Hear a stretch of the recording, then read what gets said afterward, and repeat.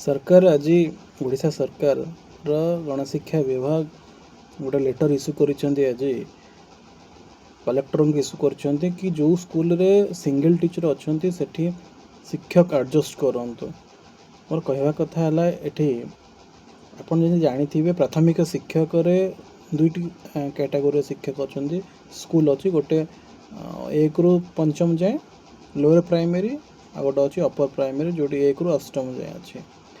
मोर कहवा कथा कलेक्टर ये जो टीचर कौटू आनिबे घर तो आनिबेनी कौ स्कूल आनिबे आनिक एडजस्ट करेंगे। आपड़ जानी रखु ओडिशार प्रत्येक स्कूल रे शिक्षक समस्या अच्छी जो गोटे शिक्षक आने से शिक्षा व्यवस्था बाधाप्राप्त हम। मोर कहवा कथा कि जदि 1 ରୁ 5ମ जाए गोटाई टीचर पाठ पढ़ाऊँगी अथवा काली सरकार आउ गोटे टीचर से अपॉइंट करेंगे ताहले गोटाई शिक्षक गोटे क्लास रे गोटे समय रे फर्स्ट पीरियड रे 3टा श्रेणी रे पिला मानू एकाठी पाठ पढ़ेबे।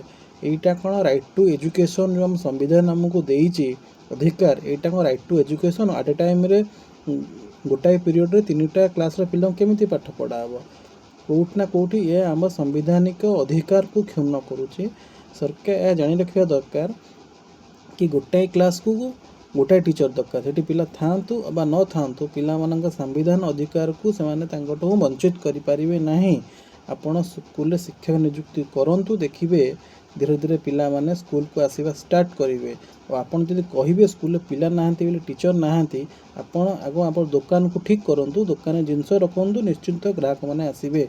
एई न्याय रे आपण स्कूल रे फास्ट टीचर नियुक्ति करंतु पिला आगरु भी थिले आ एबे शिक्षा व्यवस्था सुधारिबे निश्चिंत भाव पिला आसीबे। धन्यवाद।